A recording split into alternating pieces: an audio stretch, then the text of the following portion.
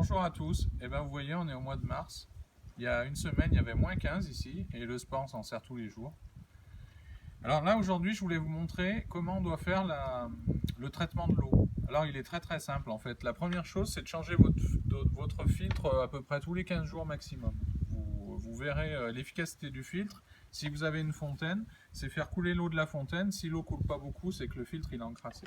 Voilà, tous les 15 jours il faut changer le filtre. Je vous montrerai dans une autre vidéo comment le nettoyer avec le blaster de Nicolas Manet. Pour le traitement d'eau, c'est très simple. Vous enlevez votre skimmer, vous posez une pastille de chlore toutes les semaines. Toutes les semaines, donc moi je le fais le samedi. Tous les samedis, je pose une pastille de chlore. Alors c'est du chlore qui n'est pas très violent, hein, c'est un chlore assez faible. Vous posez dans le skimmer et ensuite vous faites tourner la pompe. Et là, vous allez rajouter l'Aquafinesse. L'Aquafinesse, il faut en mettre, pour mon spa par exemple, c'est 260 ml par semaine. Donc j'ai un petit doseur avec l'Aquafinesse.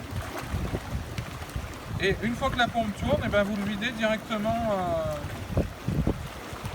directement dans le skimmer. Comme ça, il va passer partout dans le circuit. Voilà, 260 ml. En fonction du volume de votre spa, le volume d'Aquafinesse va changer. Voilà. Puis après, vous faites tourner. Voilà. Alors après, ce qui est très important à faire, par contre, c'est de mesurer votre alcalinité et le pH. Ça, c'est les valeurs d'équilibre de l'eau. Si votre eau n'est pas équilibrée, votre traitement ne sera pas efficace. Donc, comment on fait? On peut utiliser des bandelettes, toutes simples. Moi j'ai trouvé que c'était pas très pratique, donc j'ai acheté ce qu'on appelle le Scuba 2, c'est cet appareil.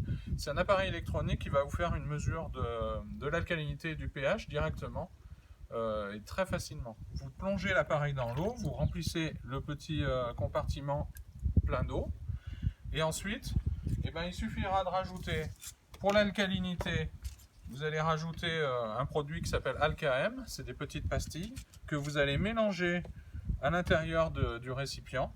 Ensuite, vous appuyez sur l'appareil et directement, vous avez la valeur de l'alcalinité qui doit toujours être entre 80 et 120. Ça, c'est important. Une fois que l'alcalinité est bien calée, vous allez mesurer le pH. Et là, pareil, on remplit d'eau. On prend une pastille qui s'appelle le phénol red et vous avez directement le pH qui va être indiqué sur l'appareil. Donc, c'est beaucoup plus simple que les bandelettes.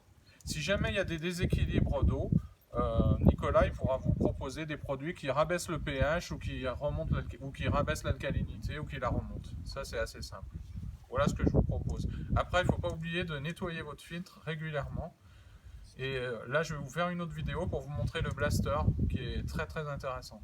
Voilà, merci.